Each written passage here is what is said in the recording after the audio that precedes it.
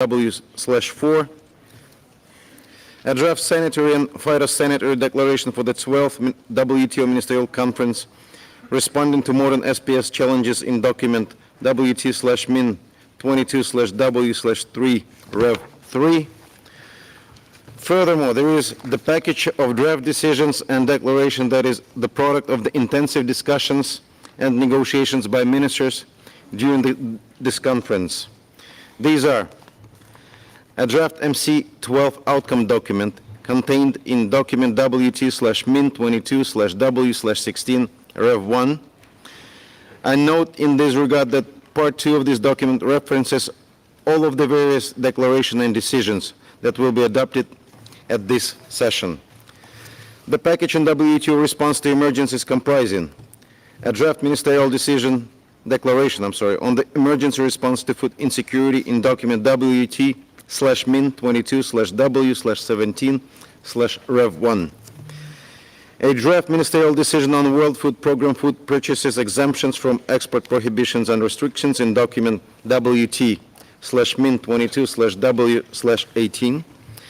A draft ministerial decision on the TRIPS agreement in document WT/Min 22/W/15 Rev 2. And I take note of the report of the TRIPS Council Chair at the HUD's meeting today. And a draft ministerial declaration on the WTO response to the COVID-19 pandemic and preparedness for future pandemics in document WT/Min 22/W/13. We then have a draft decision on the work program on electronic commerce in document WT/Min 22/W23. And finally, we also have a draft ministerial decision on the agreement on fisheries subsidies in document WT/Min 22/W/22. May I now propose that the Ministerial Conference adopt the texts that I have just mentioned. The Ministerial Conference so agrees.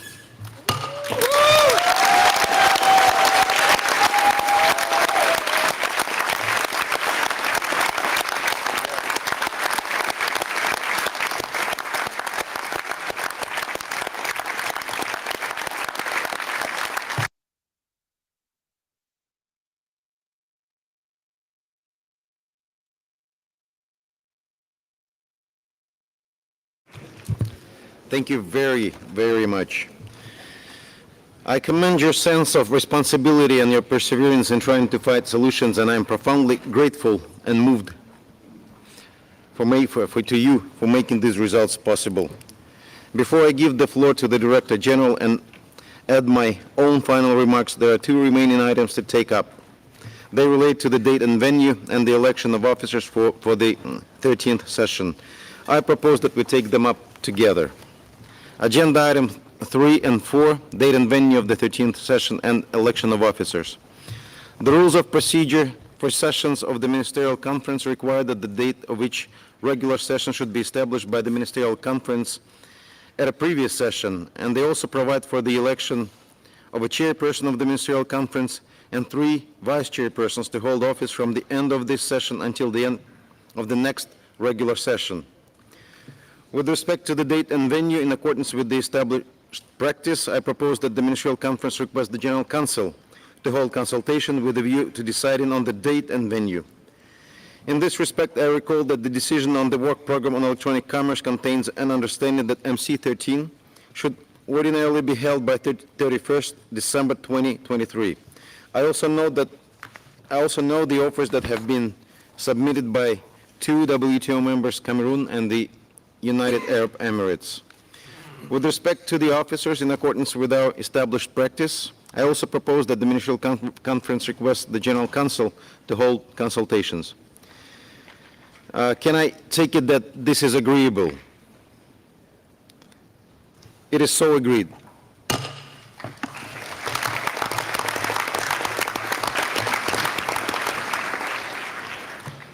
We have now arrived at the closure of this 12th Ministerial Conference. I would like to begin by offering the floor to the Director General before making my own closing remarks. Thank you, Chair. Excellencies, ladies and gentlemen, MC12 is coming to a close, a bit later than expected, but with an unprecedented package of deliverables. Not in a long while has the WTO seen such a significant number of multilateral outcomes. We came here to deliver results. Back on Sunday, which feels like a long time ago, we recognized that even one or two deliverables would be better than none. That's what I said in my speech. And now, we nearly got them all. Excellencies, you're not going home empty-handed.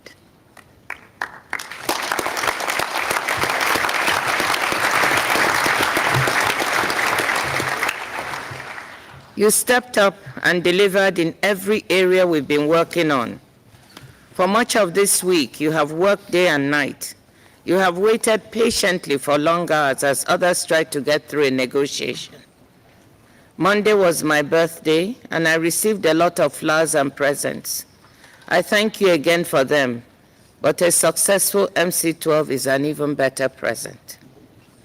The package of agreements you have reached will make a difference to the lives of people around the world. The outcomes demonstrate that the WTO is in fact capable of responding to emergencies of our time. They show the world that WTO members can come together across geopolitical fault lines to address problems of the global commons and to reinforce and reinvigorate the institution. They give us cause for hope, to hope that strategic competition will be able to exist along growing strategic cooperation. In response to the ongoing shocks from COVID-19, the declaration you just adopted will make access to medical supplies and components more predictable in this pandemic and in the next one. The TRIPS waiver compromise will contribute to ongoing efforts to deconcentrate and diversify vaccine manufacturing capacity so that a crisis in one region does not leave others cut off.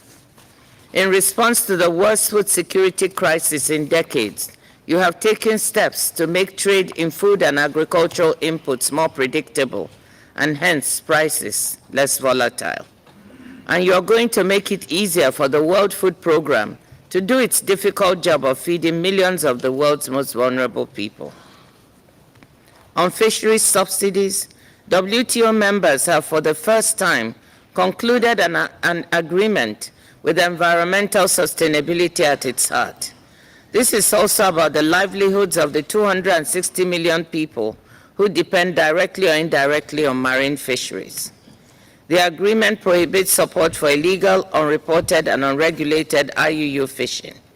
It bans support for fishing in overfished stocks, and it takes a first but significant step forward to curb subsidies for overcapacity and overfishing by ending subsidies for fishing on the unregulated high seas. As important as the prohibitions is the transparency that will finally shed light on the actual level of subsidies going to fishing. And you have committed to further negotiations to build on these disciplines. You found a way to extend the e-commerce moratorium along with the work program, thus preserving the enabling environment the WTO provides to the global digital economy and the millions of businesses and jobs that depend on it. And amid the widespread recognition that the WTO's core functions need to be updated and improved, you have initiated a member-driven process of institutional reform. You recognize the role trade and the WTO can play in empowering women, achieving environmental goals, and expanding opportunities for micro, small, and medium-sized enterprises. During the long days and longer nights this week, there were many moments when I feared we would come out of MC12 with nothing at all. And I found myself thinking of a line attributed to Winston Churchill. I quote, "Success is not final. Failure is not fatal. It is the courage to continue that counts." I want to thank God for that courage, because there were moments when I did not know whether it would work. And Excellencies, we succeeded, and we have determined to continue. Members have agreed to pick up right where we left off this morning, raising the possibility of an earlier MC12. I promise that we'll get back to work immediately. Get ready. Tomorrow is another day post MC12. While we all agree on the vital importance of agriculture in our economies, differences on some issues, including public stockholding for food security purposes, domestic support, cotton, and market access, meant that we could not achieve the consensus on a new roadmap for future work. But here too, members found a renewed sense of purpose. They are determined to keep at it on the basis of existing mandates with a view to reaching positive outcomes by MC13. Excellencies, over the past few weeks, I have seen something else that is critical to putting the WTO back on track. Many of you have heard me complain that the WTO, though set up as a negotiating forum, had instead turned into a diktat forum. But recently, and especially among ministers this week and ambassadors, we have seen genuine give and take, a willingness to listen to others' concerns, to depart from long-held positions, to try to overcome the trust deficit and find middle ground. Instead of asking themselves, is this everything we wanted? Members began to ask themselves, can we live with this? If we can somehow bottle this spirit, it will stand us in good stead to deliver more results in the future. That said, I still remain puzzled about how we can spend so many hours arguing over a word in a footnote. These negotiations are always hard. As one minister said at some point, was it today or yesterday? I don't know, the day before. Trade diplomacy is about balancing policy with politics, about finding compromise deals that still deliver tangible economic benefits, but that you can also take home and defend to your domestic constituencies.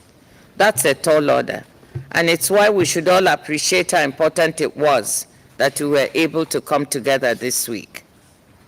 Excellencies, I came to the WTO because I'm firmly convinced that trade is part of the solution to the crisis of our times. This important institution can and must do more to help the world respond to all the challenges that we face and the ones that are to come for the future. I believe the results you've delivered here are a foundation for more in the months and years ahead. Before closing, I want to express my deep gratitude first to my husband, who is seated right here, who came to stay by my side this week to see me through.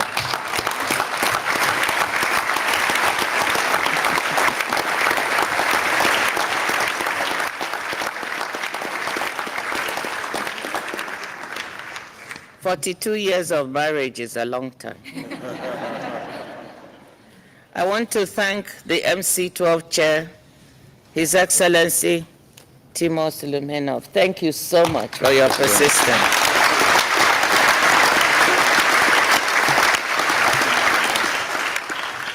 He's been ably assisted by the Vice Chairs, His Excellency Jerome Walcott, Minister of Foreign Affairs and Foreign Trade of Barbados, His Excellency Don Farrell, Minister for Trade and Tourism of Australia, Her Excellency Harriet Ntabazi, Minister of State for Trade of Uganda, as well as our tireless minister facilitators, Her Excellency Betty Minor, Cabinet Secretary for Industrialization, Trade and Enterprise Development of Kenya, His Excellency Damian O'Connor, Minister of Trade and Export Growth of New Zealand, Her Excellency Kamina Johnson-Smith, Minister of Foreign Affairs and Foreign Trade of Jamaica, and Her Excellency Kaisel Peters, Minister of State with responsibility for foreign affairs and foreign trade of St. Vincent and Grenadines.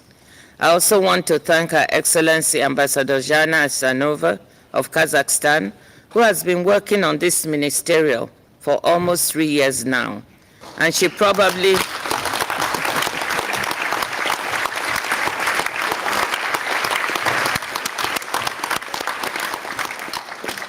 probably never wants to hear the word MC12 again. Let me once again pay tribute to the government of Kazakhstan for years of cooperation, and especially for the graciousness with which they weathered the many setbacks on the road to this week, including the shift in venue from Nur Sultan to Geneva. I also want to sincerely thank the Swiss authorities for their support, their generosity, and their flexibility. I would like to thank once more ministers and delegates present here and capital-based officials who played a big part in making these results possible. Above all, I want to thank Geneva ambassadors. I know that sometimes I can say tough things to you, but I want you to know how grateful I am for the hard work you've done, the weekends and nights of hard work. Today, I think I can say you really are earning your salary.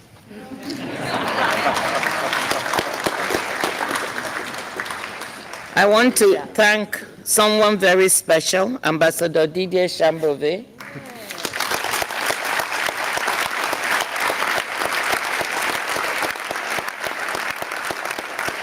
And his predecessor and my former co-conspirator in crime, Ambassador Dacio Castillo.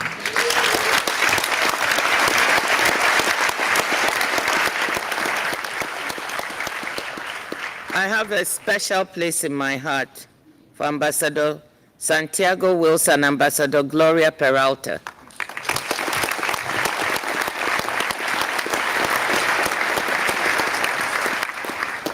I want to thank both of them, especially. Without the doggedness and enthusiasm that Santiago brought to this. I asked him, Santiago, why are you doing this? And he said, I came here as a young intern 12 years ago and they were doing fisheries. When I came back as an ambassador, they were still doing fisheries. So I decided that fisheries had better get done. And I asked Gloria, why are you doing this? She said, I love agriculture. Gloria, I know we are not putting any packet, but we have food security. And we have WFP. You have worked so hard, and I want to say a special thank you to you as well. I'd like to thank Ambassador Berry, who carries on his job with so much grace and good humor. It's not been an easy one. And his predecessor, whom he had earlier thanked, Ambassador Dagfin Soli. Thank you also, because you worked so hard. I'm trying to make sure I don't leave out anyone on this list. Finally, I'd want to thank the wonderful WTO Secretariat, my DDGs who are seated here, who have been fabulous.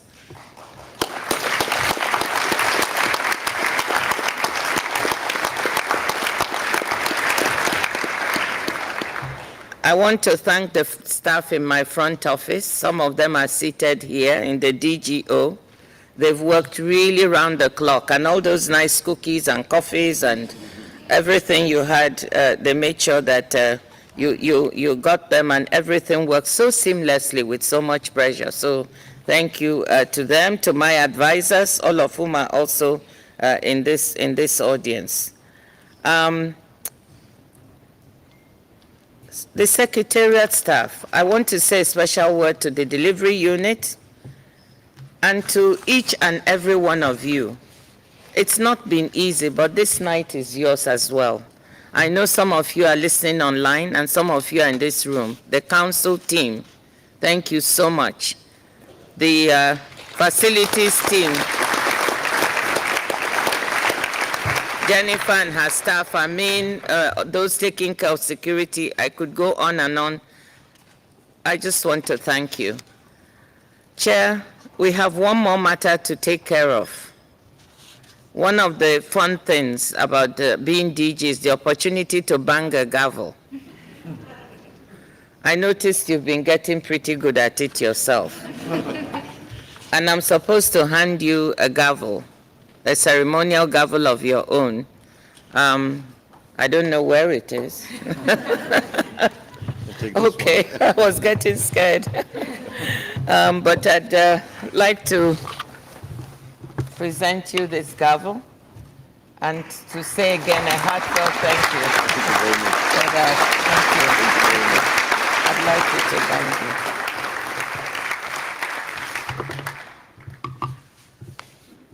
Let me close by saying that it's been a tough 1 week. I really don't know whether I'm standing or sitting, whether I'm coming or going. But all I want to say is how grateful I am to all of you for helping to make this happen.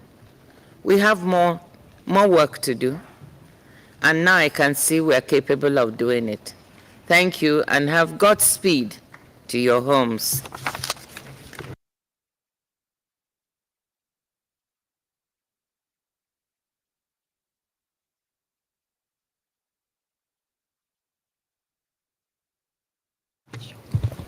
Thank you so much, Director General. And let me proceed with my final remarks. Honorable Minister, Director General of the WTO, General Council Chairman, Excellencies, honorable delegates, ladies and gentlemen, friends, and after so many hours, probably we can call many of us can call each other brothers and sisters. This has been a truly remarkable journey. My deep appreciation goes to the three vice chairpersons, Jerome Walcott, Don Farrell, Khalid Tabazi, for their invaluable assistance and tireless efforts, including to chairing a range of thematic sessions. I also thank the minister facilitators, Ms. Betty Maina, Ms. Kamina Johnson-Smith, Mr. Damien O'Connor, Ms. Kaysel Peters. The work you have done this week has been extraordinary, and I would like to thank you for that. I would also like to thank the WTO Secretariat for the tireless efforts during this week and, of course, beyond. I also wish to place on record my gratitude to the Chairman of the General Council, Didier Chambarret of Switzerland, and his predecessor, Dacio Castillo of Honduras, for their invaluable contribution to the successful outcome of this conference. And of course, I would like to thank all the delegations. I would like to thank the heads of delegations, members of the delegations, and I think the thing that we asked for in the beginning, the resolve, openness, and leadership, we saw it from many delegations, from many individuals, especially in the last hours. There were people and delegations, groups of countries who really stepped up and made that happen. It was so heartening and so moving that this is a really invaluable and unforgettable experience for most of us, at least for me. And of course, all my gratitude goes to Director General. She never gave up. Her determination, toughness, her spirit carried us through the conference and made this all possible. So I think the WTO, the delegations, all of us owe you a big one.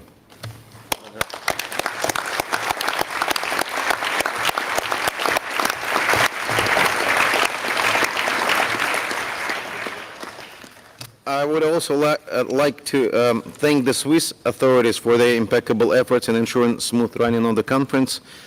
I think it is fair to say that we felt very safe and very, very warm.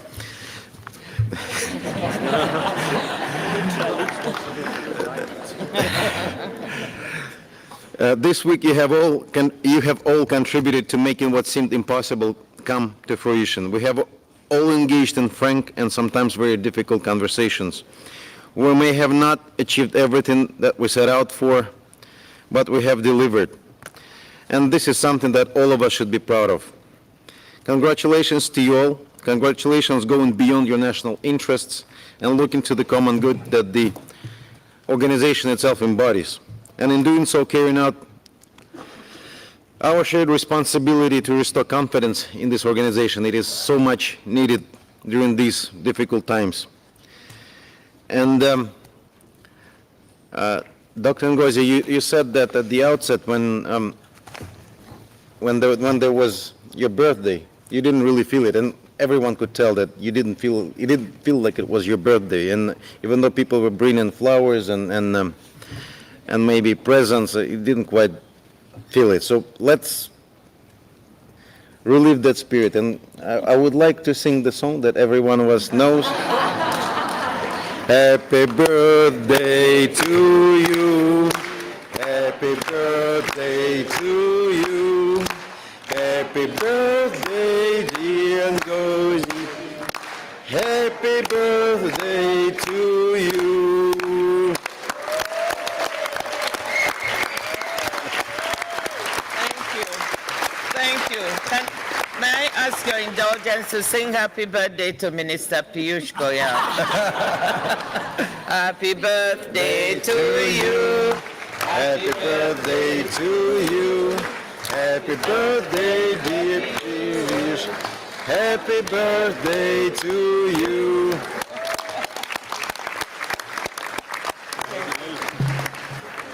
And it is with these wonderful words I now declare the 12th session of the Ministerial Conference of the World Trade Organization closed. Woo!